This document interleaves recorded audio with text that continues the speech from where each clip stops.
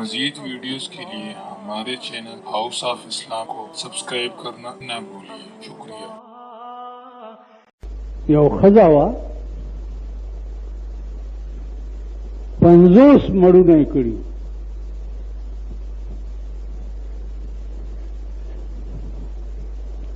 نو دې ښځو ورته وویل چې خدای دې بې خو باسه 50 مړونه دي.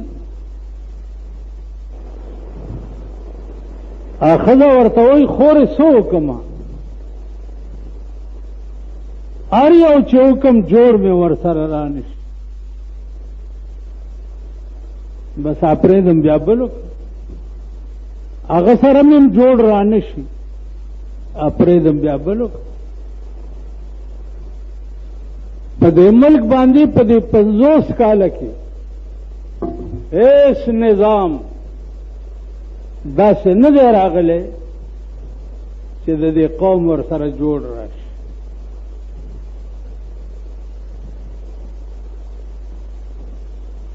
اوس ګوره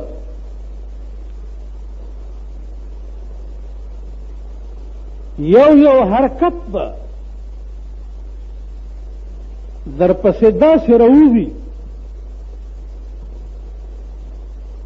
چې هره ورځ به دې په زړه د درد ټیک کېږي.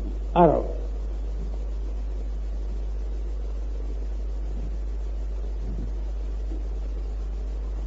اوس تاسو وګورئ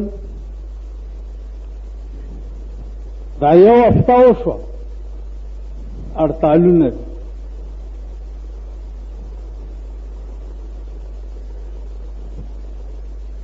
څه چل دی؟ انکم ټیکس به ورکوئ،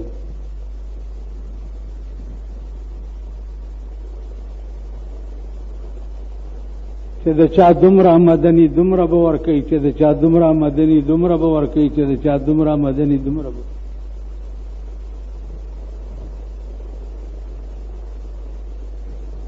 که چابړی خرڅی په سړک ناست دی نو کاغذ به در سره وي چې نن د ورځې ما دومره خټکي یا هندواڼې یا دومره فروټ خرڅ کړه او دومره پاتې دي او دومره مې پکې ګټه ورکړه، نو دوی به راشي دوی به وایي چې دومره اوس ته پکې ټیکس ورکړه.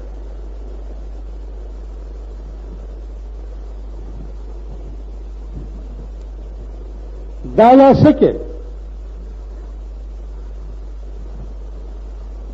چې ستاسو دا کورونه دي چې دا پکې اوسېږئ،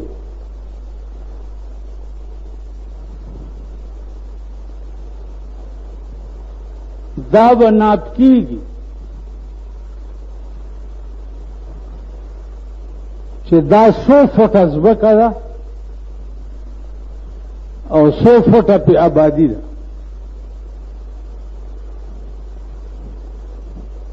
نو څومره ځمکه چې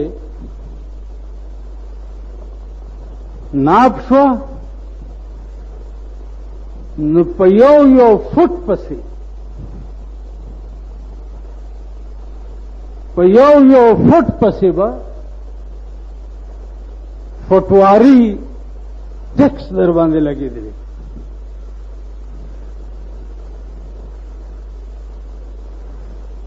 یو فوټ پسې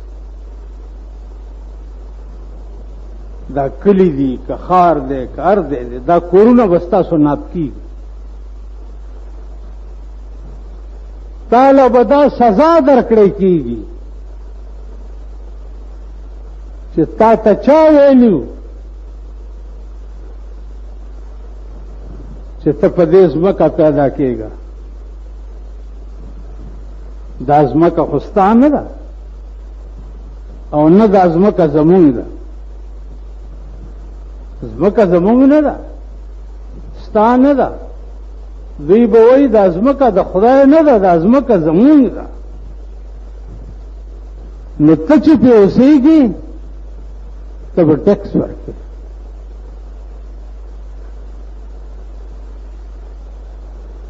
الله پاک دې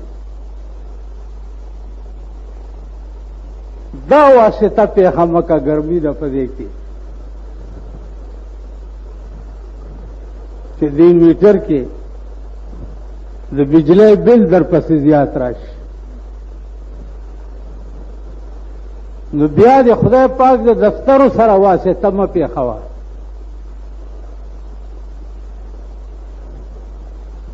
چې ورشي بابو صاحب ته دې دا زما بل زیات راغلی دی درته به وایي شیخه ځه داخل کا بیا راشه بیا به ګورو خبره در سره په سمه خوله نه کوي خبره دا د دفتر بابوګان خبره در سره په سمه خوله نه کوي او بیا له افسر له بستا مور ورشي یا هغې ته تا پرېږدي څوک